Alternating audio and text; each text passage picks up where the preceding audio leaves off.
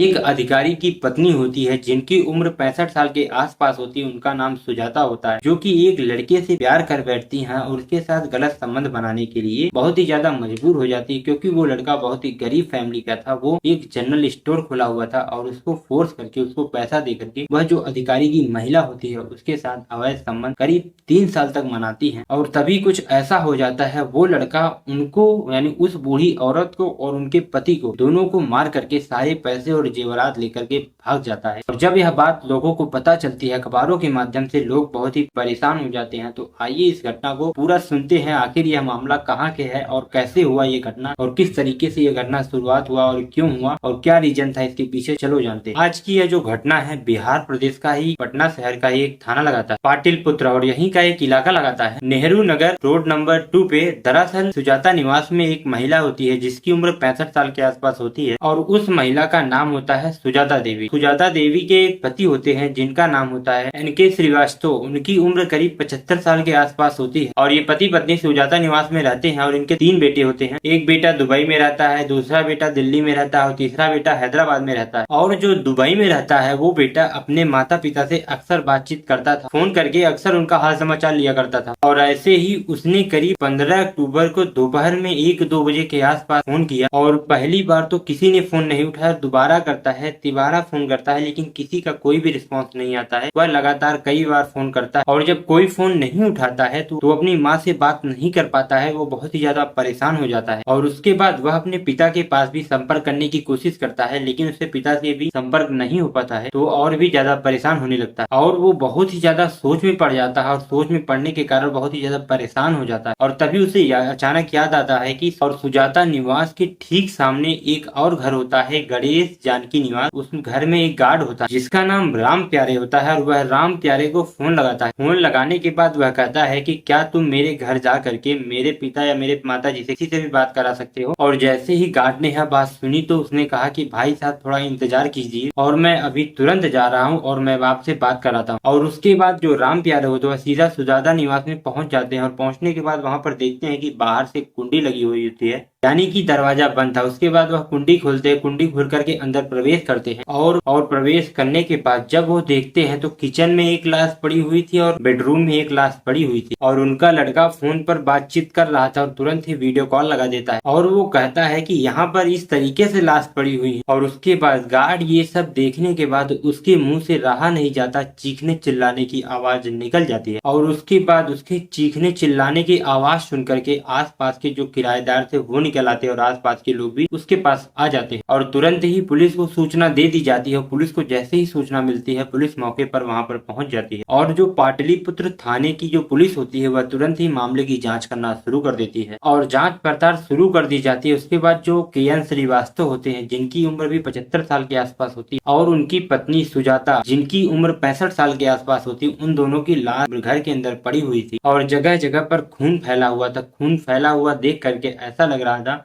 कि किसी धारदार हथियार से उनके ऊपर बार बार से हमला किया गया था और उन्हें मारा गया था। और वहीं जो महिला होती है यानी सुजाता होती है, उनके मुंह के जो चेहरे होते हैं उनके तो परखच्चे उड़ा दिए जाते हैं। किसी भारी भरकम वस्तु से उनके चेहरों को पीटा जाता है, कुचला जाता है और उनका चेहरा पूरी तरीके से बिगड़ चुका था। और जब पुलिस भी आकर के देखती है तो पुलिस भी हैरान हो जाती है। दरअसल जो सेल्फ अलमारी होती है उसे खोला जाता है तो उसमें देखा जाता है कि 1 लाख रुपए के आसपास कुछ जेवरात होते हैं जो ठीक ठाक तरीके से रखे हुए, तो उसमें कोई छेड़छाड़ नहीं की गई। अब पुलिस वाले सोचने पर मजबूर हो जाते हैं कि आखिरकार इनका कत्ल हुआ है तो क्यों हुआ और किसने किया है, और तीनों बेटों को खबर दी जाती है। दरअसल ये जो पति और पत्नी होते हैं उनका मूल निवास सिवान जिला लगाता है। सिवान जिला का एक थाना नोतन का ही एक गाँव लगाता है। पंचलखी के रहने वाले हैं। गाँव वालों को भी सूचना दे दी जाती है, सबके सब लोग आ जाते हैं। उसके बाद पूछताछ की जाती है और आसपास के लोगों से पूछताछ की जाती है, लेकिन कोई भी जानकारी नहीं मिलता है। और उसके बाद पुलिस वाले आसपास के जो सीसीटीवी कैमरे होते हैं उन्हें चेक करना शुरू कर देते हैं, लेकिन कहीं भी ऐसा कोई सीसीटीवी कैमरा मिला ही नहीं जिसके आधार पर कहा जाए कि आखिरकार कातिल कौन था और कत्ल क्यों। और उसके बाद जो सीडीआर होता है उसे निकलवाया जाता है और उसे अच्छे से जांच पड़ताल की जाती है कि आखिरकार इसमें कोई सबूत मिल ही जाए। और जब बच्चे आते हैं उनसे पूछताछ किया जाता है तो उनके मुताबिक पता चलता है इनकी किसी से भी दुश्मनी नहीं और पुलिस वालों को ऐसा कोई एंगल नहीं मिल रहा था। 15 अक्टूबर 2024 सुबह के वक्त के आसपास की यह घटना होती है और दोपहर में पुलिस वालों को पता चलता है बाद पुलिस लगातार कोशिश कर रही थी और उसके बाद फॉरेंसिक टीम आती है, वो भी एक एक चीजों को उठा उठा कर देखती है, लेकिन कोई भी सफलता नहीं मिल पाता है। आखिरकार पुलिस का ही एक व्यक्ति आकर के कहता है कि लगभग 11 सेकंड का सीसीटीवी फुटेज है जो सख्त है, जो हो सकता है कि यहाँ पर आप सभी को कुछ न कुछ मदद मिल जाए। और उसके बाद जब पुलिस वालों ने वह 11 सेकंड की रिकॉर्डिंग देखा तो उससे पता चलता है कि एक व्यक्ति है जो इन्हीं के घर की तरफ से आ रहा है बाइक पर बैठकर, और उसने जो कपड़े पहने थे उस कपड़े से पुलिस वाले पहचानने की कोशिश करते हैं, लेकिन उसकी पहचान नहीं हो पाती और पुलिस वाले के पास इसके अलावा कोई भी रास्ता नहीं था और यह कह सकते हैं कि अंधा कत्ल था जो कि डबल मर्डर है। इस डबल मर्डर की कहानी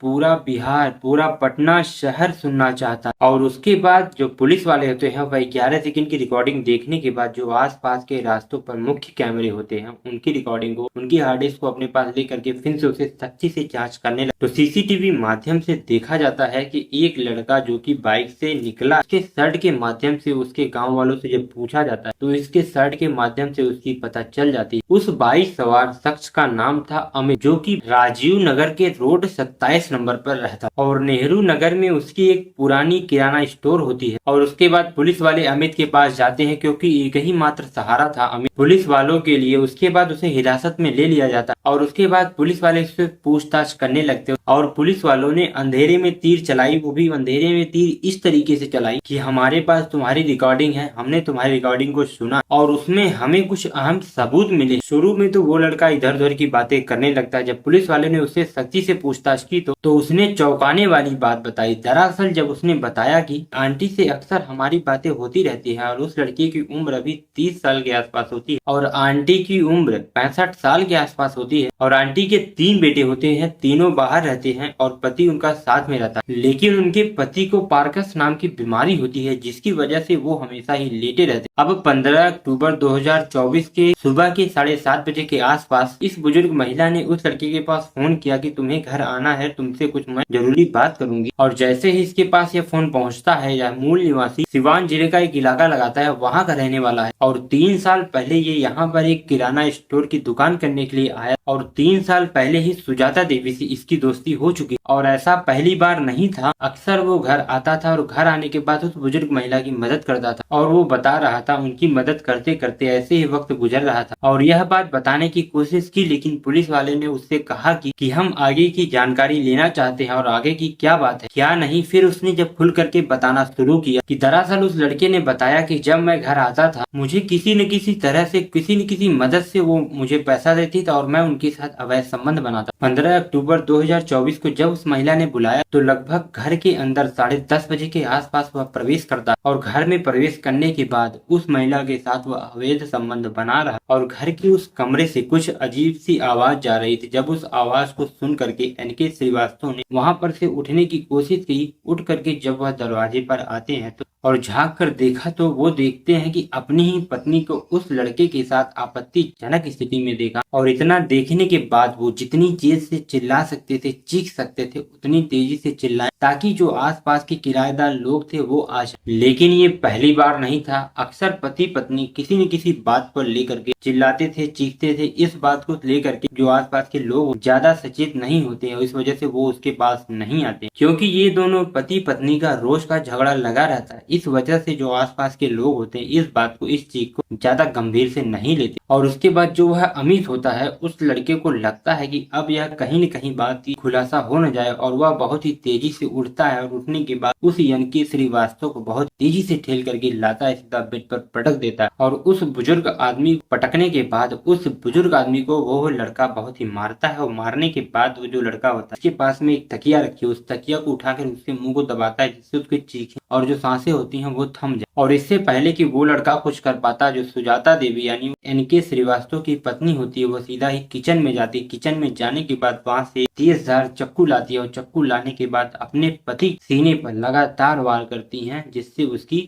मृत्यु हो जाए और अपने पति को मारने के बाद अपने ही दोस्त जिसका नाम अमित होता है उससे कहती हैं कि रोज रोज की जो समस्या होती है वह हमेशा के लिए खत्म हो गई और तुम्हें परेशान होने की कोई भी जरूरत नहीं है, कोई न कोई रास्ता निकल जाए और कहती है सब कुछ ठीक हो जाएगा। इतना कहने के बाद जो उसके पति के सीने पर खंजर घुपा हुआ था उसे निकाल लेती और उस खंजर को निकालने के बाद वह सीधा रसोई में चली जाती है। रसोई में जा करके उसे ड्रेसिंग पर उस चक्कू को, उस खंजर को धो रही थी, अच्छे से साफ कर रही और उसको हाथों से धो रही थी और चक्कू बिल्कुल ही बराबरी से रखा हुआ था। और इसी बीच जो अमित होता है उस औरत की हरकतें देख रहा था कि वह किस तरीके से काम कर रही है और उसे कोई भी डर या कोई भी खौफ नहीं। और उसके बाद अमित सोचता है कि जब लोगों को पता चल जाएगा तो वो दिन दूर नहीं जब मैं जेल चला जाऊँ। तो वो कहता है कि इस बुढ़िया को निपटाना बहुत ही जरूरी है। और उसके बाद उस बुढ़िया के मुंह को दबा लेता है और दबाने के बाद जिससे वह चीख और चिल्ला ना सके। और तभी उस बूढ़ी औरत के पास तेजधार हथियार होता है जिससे अमित के हाथ पर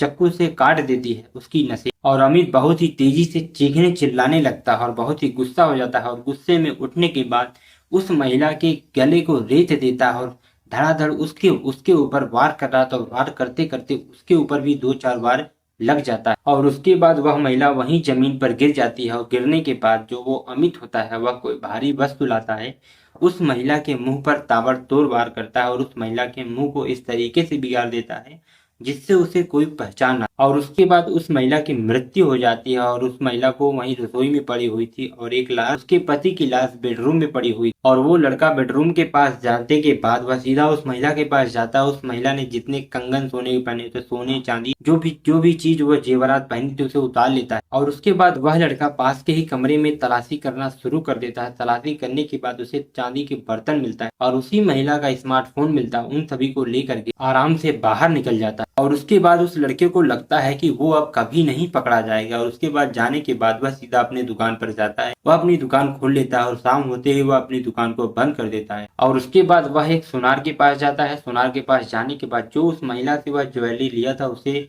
उस सुनार को दे देता है और कहता है मुझे बहुत ही पैसे की जरूरत है, इस वजह से मुझे 1 लाख रुपए आप दे दीजिए और इस गहने को गिरवी रख लीजिए। और वह जो महिला का स्मार्टफोन लिया था उसे छिपा देता है। उसके बाद वह अपने काम में बिजी हो जाता है। और जब पुलिस वालों को यह बात पता चलती है, पुलिस वाले जांच पड़ताल करना शुरू कर देते हैं। जांच पड़ताल करने के बाद यह लड़का पकड़ा जाता है और पकड़े जाने के बाद इसे कुछ ही साल मतलब इसको फांसी की सजा सुना दी जाती है क्योंकि यह दो लोगों का मर्डर किया हुआ है। इस घटना के माध्यम से आप लोग खुद सीख सकते हैं कि एक किसी चीज की उम्र नहीं देखी जाती है कि किस उम्र का लड़का है। अपनी ख्वाहिशों को पूरा करने के लिए किसी हद तक कोई भी गिर सकता है।